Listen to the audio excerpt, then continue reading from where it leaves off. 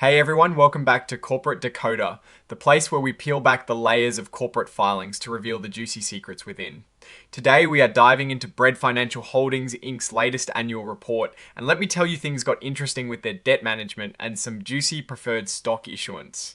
Now let's get straight to it. Bread Financial Holdings Inc. has just dropped its annual report for the fiscal year ending the 31st of December 2025, and it is a dense one, folks. This filing is essentially a yearly check up for the company where they spill the beans on their financial health business strategies and any major risks they are facing.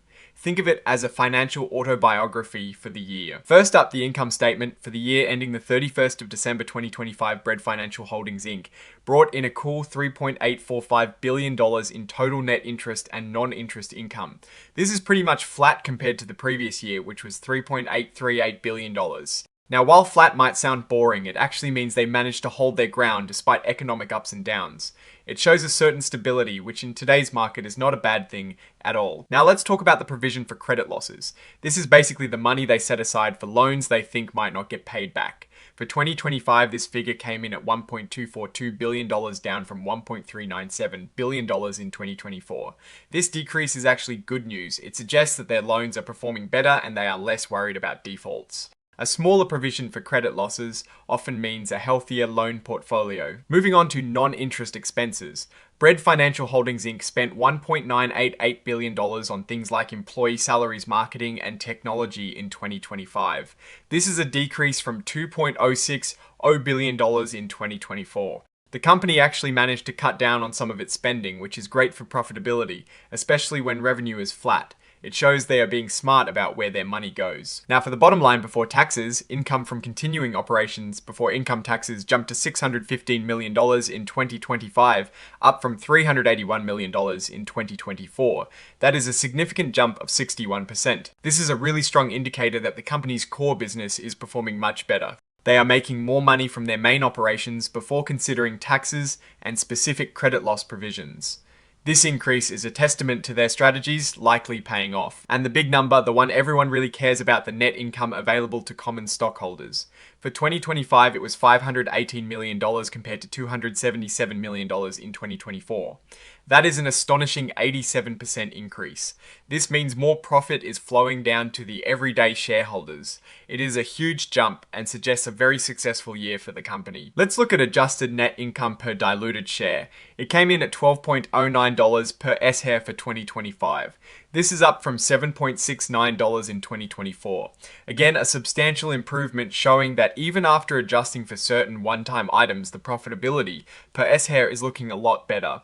When a company's adjusted numbers are also strong, it tells you the underlying business is doing well. Now let's talk about net interest margin. This is a crucial metric for banks and financial services companies. For Bread Financial Holdings Inc., it was 18.4% in 2025, a slight increase from 18.3% in 2024. While a small increase, it is positive that it held firm. A stable or slightly increasing net interest margin means they are effectively managing the difference between the interest they earn on loans and the interest they pay on deposits and borrowings. This is key to their profitability. Looking at capital ratios is like checking the company's financial strength. The Common Equity Tier 1 capital ratio was 13.0% in 2025, up from 12.4% in 2024. This is excellent. It signifies a stronger capital base, which is essential for banks. It means they have more quality capital to absorb potential losses and meet regulatory requirements. Higher capital ratios generally translate to a more robust and stable financial institution. Now let's dig into asset quality, specifically delinquency rates for credit card and other loans. The delinquency rate was 5.8% at the end of 2025, down slightly from 5.9% in 2024. This is a good sign. It means fewer customers are falling behind on their payments. As delinquencies go down, it typically leads to lower losses and a healthier loan book. Closely tied to delinquencies is the net principal loss rate. This for 2025 was 7.7%, down from 8.2% in 2024. This is another positive trend. Lower net principal losses mean the company is recovering more of its loans and writing off less.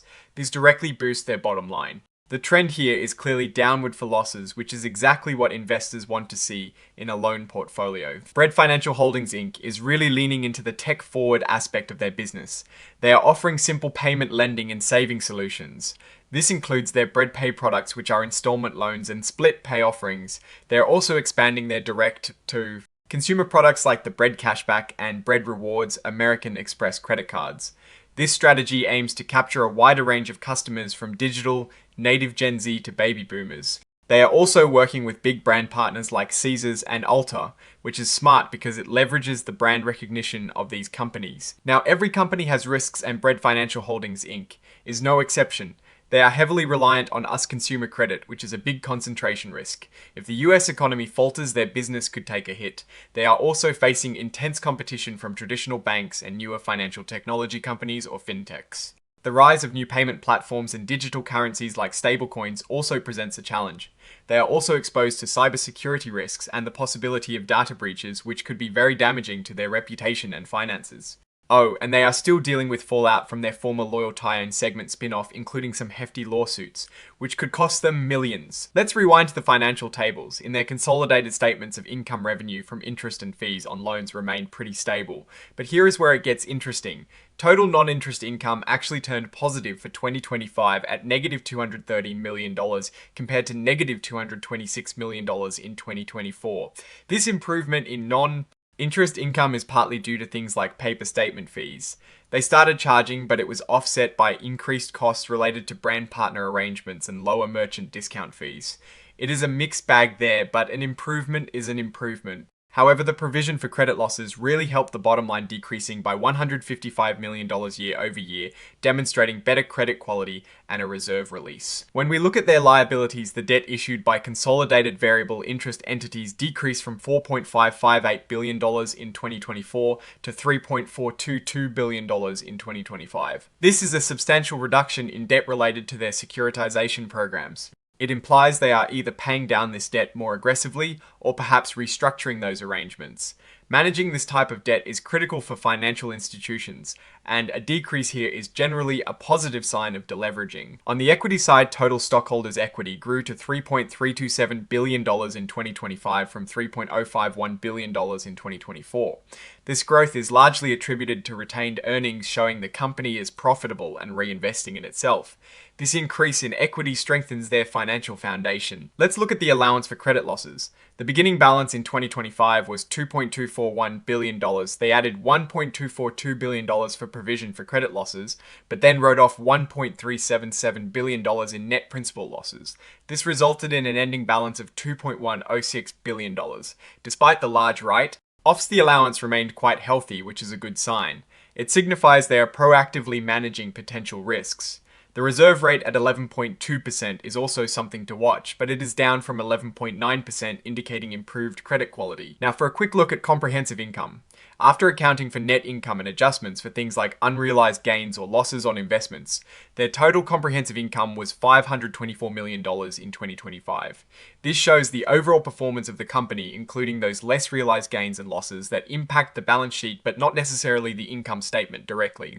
Overall, Bread Financial Holdings Inc. seems to be navigating a complex financial landscape with a degree of success. They've shown strong profit growth, reduced some expenses, and improved their capital and asset quality metrics. Their shift towards more direct-to-consumer products and strengthening relationships with brand partners appears to be paying off. However, the risks associated with consumer credit concentration competition and the ongoing legal battles from the Loyal Tie-In spin-off are significant headwinds.